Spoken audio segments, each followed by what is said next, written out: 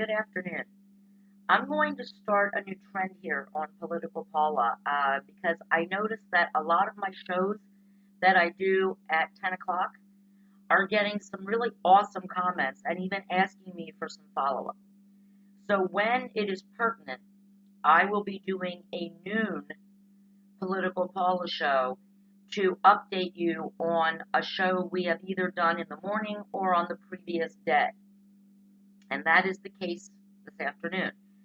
I got a lot of comments and questions about my show yesterday about St. Jude and Shriners Hospitals for Children and all these other not-for-profit children's hospitals that say they cure your child at no cost to you, no one ever gets a bill. And we did a little bit of an expose about, well, someone's making some money. And so a lot of questions arose, and some people asked me a couple questions. First of all, Marlo Thomas, who is the upfront spokeswoman and biggest fundraiser for St. Jude. She raises a lot of money every year for the Children's Hospital. And yes, make no mistake, they do wonderful work. They do cure certain types of cancers in children. They save children's lives. No doubt about that. No doubt about that. Will they be able to save your child's life if, God forbid, you get that diagnosis of cancer in your child? That you cannot be guaranteed because they only treat certain kinds of cancers, cancers they know they can cure. And that's great. Look, it costs $2.4 million a day to run St. Jude's operating expenses. Now, how much of that is the salaries of the CEO who continues to remain nameless? I cannot find the CEO's name anywhere online. I have looked. I don't know. I know that the CEO of St. Jude's is second only to the Dana-Farber Cancer Institute in compensation. And Dana-Farber CEO gets $905,000 a year in salary and benefits packages and retirement package. So they get the whole 9 yards. So the other question I got, I don't know the name of the CEO of St. Jude. I can't find it. If any of you can find it, bring it. I'd love to be able to say their name on my show. I can't find it, and I looked. But someone asked me about Marlo Thomas. What is her compensation? Does she get compensated? Couldn't find that out either. And I tried. I did try. I spent over 2 hours. I typed in Marlo Thomas every which way from here till Sunday. And all I got was how tall she is, has she had plastic surgery, and that she raises a lot of money for St. Jude. That's it. And I was very specific in how I typed it in. Does Marlo Thomas get paid to promote St. Jude? Does Marlo Thomas get paid by St. Jude? Nothing comes up. Now, if she does get paid, it should be a matter of public record. But it's not. Not that I can find. And also, if you type in who is the CEO of St. Jude, that should come up too, because that should be a matter of public record. But I couldn't find it. Maybe my computer was being stupid, but I did look. I want to, as far as where you donate your money to say this. Look, donate your money anywhere you want, okay? But make sure that you know exactly what you're donating to, where your money's going to go, and you have the right as a donor to know that. You just have to do a little research. Of course, when we see children with no hair on their head and oxygen masks over their faces, our hearts break. Our hearts break for them, for their families. No child should suffer with cancer, but no adult should either. And that was the original topic of what yesterday's show was supposed to be about. And I want to kind of expound on that just a little bit because it is important. You know, there is no St. Jude for adults. There is no adult hospital where no one gets a bill. and no one pays for treatment. And 90% of the adults are cured and go on to lead healthy, happy lives for 15, 20 years. The hospitals out there for adults, Cancer Treatment Centers of America, Fox Chase, Dana-Farber, you do get a bill. You will get a bill. Or before they even accept you, they want to know how much money's in your bank account. I had one viewer message me that in order to get into Cancer Treatment Centers of America, you have to have phenomenal health insurance or $200,000 in the bank. You have to be able to pay. I know someone who was at Fox Chase where they were very well off before she got the diagnosis of cancer. And she went to Fox Chase. They told her she was going to be in a clinical trial. And turned out she just got the placebo, which meant she basically could have just stayed home. She didn't have to travel to Fox Chase, but she did. And the funny thing is, she had Medicare and she had health insurance. But the health insurance was not paying for some of the medications that she needed. And some of those medications were $1,500 a month. And they had to pay that out of pocket. And guess what those medications were? They weren't the medications that treated the cancer necessarily. But they were the medications that gave her a better quality of life while she was on the poisons that were supposed to be curing her cancer. The anti-nausea medication. The stuff you take in order to get your appetite back. All kinds of these drugs that they have to offset the chemo side effects and the radiation side effects. Insurance doesn't always cover them. I guess they think you should just do that attaboy or attagirl and deal with it. Deal with the vomiting. Deal with the mouth sores. Deal with the nausea. Deal with the reduced immune system. These medications are out there. Believe me. But if you're an adult and you need these medications, insurance decides, oh, no, we're not paying for that. You want them? They're not necessary to cure your cancer or to treat your cancer. They only make your life better, and we don't pay for that. Insurance many times won't pay for quality of life. Look at the one person I know who can't get the right kind of oxygen that would allow her to have a more active lifestyle, to go to the mall, to go out. Can't afford it. Medicare won't pay for it. Her health insurance won't pay for it. It's too expensive. So instead of having a good, normal life, she's stuck. She has to make sure she always has enough oxygen, and enough oxygen means like 45 minutes to an hour. And God forbid there's a power outage, or she goes to the mall and gets stuck in traffic on the way home. She doesn't have any oxygen. And she could die. But the good oxygen, these new things that you see the commercials for, not for her because insurance won't cover it. Just like Medicare doesn't cover dentures. Medicare doesn't cover hearing aids. Quality of life shit.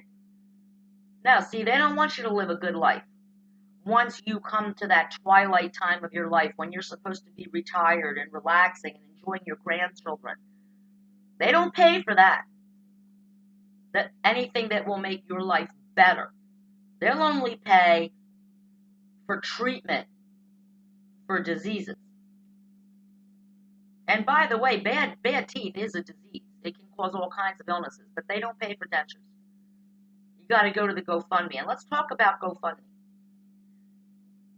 Most GoFundMe accounts are by adults looking for money to pay unexpected medical bills. And let's talk about this. Aren't all medical bills unexpected? Seriously.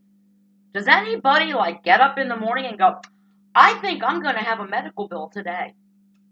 Or I think next year I'm going to have a medical bill. I better start saving to pay for it.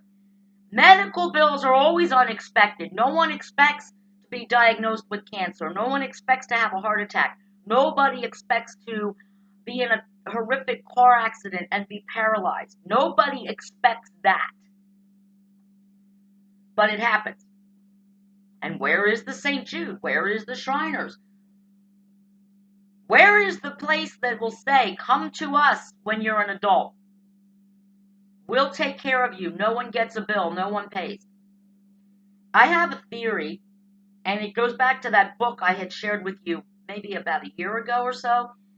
Ben Sass, the senator from Nebraska, wrote a book called The Vanishing American Adult. And I think part of our attitude about adults with illnesses, with medical bills, is that, well, you're an adult, right? You are supposed to be responsible enough to have health insurance, to have disability insurance, to have life insurance, to pay for that rainy day. But as Ben Sass makes very clear, we all know that's not how most adults really act, especially younger adults. I'd say like age 21 to 35. And now it's getting a little bit more because look what Obamacare did. Look what Obamacare did as far as adulthood goes. It used to be if you were not in college, after age 18, you were on your own with health insurance. But Obamacare said, wait, no. You can be on mommy and daddy's health insurance till you're 26 years old. Are you kidding me right now? That a 26-year-old is still a baby, is still a child, attached to mommy and daddy's apron string, can be on their insurance.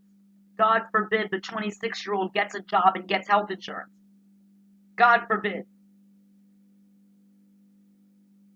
We assume, wrongly, you know what assume means, make an ass out of you and me, but we assume that an adult will plan for that rainy day. We know everybody gets sick, and it's not expected. You know, the Grim Reaper doesn't send you a postcard and say, well, next year is going to be a really bad year. I want to get some health insurance. That doesn't happen. We talk about pre-existing conditions, and I've gotten into trouble for my opinion on pre-existing conditions. Now, look, first of all, having a sinus infection 15 years ago is not a pre-existing condition, and health insurance companies used to treat it as such and overcharge you. You had your gallbladder out 10 years ago. Well, you got charged more for health insurance. You know, you only have one gallbladder. Ain't like it's coming back. But as far as people who have never paid one dime for health insurance because they didn't need it, they were young and healthy, why should they spend their booze money, their weekend money, their vacation money on health insurance? And then Obamacare comes along and says, now that you've just been diagnosed with breast cancer, you can get health insurance cheaper than those of us like Paula and Jason who have never been without health insurance, except for me for 2 years as a protest. But you're going to pay less for health insurance than Paula and Jason do with a serious, expensive illness. I don't think that's right either. Nobody should be denied health insurance if they've always had it. Nobody should see their health insurance premiums skyrocket once they start filing claims. But if you've never had health insurance until the day you found out you had breast cancer and now you want it, oh, I'm real sorry about that. You better go get a GoFundMe account. Because that's not right either. That's not being responsible. That's not being an adult. And that's probably why we don't have St. Jude's for adults. We don't have Shriners hospitals for adults. Because too many adults are too irresponsible to take care of themselves. I always say this, I cannot go out and get homeowners insurance the day after my house burns down. Can't do it. But a person who gets diagnosed with a major illness can go out right now today and get health insurance. And they're not supposed to be allowed to be overcharged for it. Never had health insurance before. Now remember, before you put your thumbs out, I'm not talking about people who have always had health insurance and get sick and then their health insurance starts getting snarky with them. I know about that. Believe me, I do. I had one bad pap smear that was a lab mistake, and the health insurance companies tried to screw with me, with my premiums. I understand that. That's not what this is about. This is about people who refuse to even take their company insurance policy because they have better things to do with their money. Like go to Jamaica or go to Europe or, go to Disneyland with their kids, but they can't afford health insurance until they get sick, and then they want it. And thanks to Obamacare, which I don't agree with, that they can get it. I also don't believe that a 26-year-old should be on mommy and daddy's health insurance policy. But then again, as Ben Sass states in his book, we have 45-year-old adults living with mommy and daddy. Is that the economy's fault, or is it this attitude that being an adult is scary? Being self-sufficient is scary. And trust me, I know where you're coming from. I lived with my mother till I met my husband. I shouldn't have. I wish I hadn't. But my mother wanted me in the house. She wanted control. She wanted to know where I was every minute of the day. She wanted to know what time I came in. So she made it easy for me. I didn't have to be an adult. I actually wasn't really an adult until my mother died, because I could always run to my mom. Even if we were having financial issues, run to mom and she'd take care of it. She'd pay for it. But as far as healthcare goes, you know what? Got to get with the program. There is nobody out there who's going to pay your medical bills. And who is the adults who get cancer? They are the breadwinners for the family. When they can't work, no money comes in to support the family. Hence the GoFundMe accounts for mostly adults who got sick and didn't expect to. This is a problem in our country. What pisses me off is that we will bring foreigners, adults and children, into our country, and doctors in our country, American doctors, will volunteer to treat them at no cost, while kicking an American cancer patient out of the treatment program when they can't pay. That's not right either. So it's a conundrum, isn't it? I just wanted to make sure that I got the real essence of what my show was supposed to be about yesterday out there, because it is something I think about. I think about the self-employed people who have to pay for everything on their own. And believe me, they don't have disability insurance. If they can't work, they lose everything. But you can't afford disability insurance when you're paying triple the amount that people who work for a company and get company health insurance. You're paying triple for health insurance. You can't afford the disability insurance. And disability insurance is not easy to get. Trust me. Trust me. My husband couldn't get it as a self-employed person. He has it now because he works for a company. And there's nothing wrong with my husband. 3 years ago, he was denied disability insurance. They acted like he was going to die any minute. And he's still out there working. He walks to work every day. He's healthy as a freaking horse. But they wouldn't give him disability insurance because the numbers weren't exactly right. His triglycerides were a little off. His A1C was borderline. He didn't have a disease. He's not on any medication. But they wouldn't give him disability insurance. Health insurance, no problem. Of course, we were charged $2,000 a month for both of us, which was ridiculous. Now my husband pays nothing for health insurance. His company covers it. And I pay $250 a month for me. Imagine that. But why are we discriminating against self-employed people? Isn't that what this country's built on? Self-made people, people who start their own businesses, who want to work for themselves, and yet they're discriminated against. With the health insurance, with the disability insurance. They're discriminated against, and they don't get the free care that the kids get. No adult does. So remember two things from this show that are most important. You do need health insurance, even if you're healthy. And illnesses are never expected. They're always unexpected. And they can happen to anyone at any age, at any time. Think about it. Have a good afternoon. Tomorrow's show is called Wicked Good Weed. You can take with that what you will. Political Paula is out.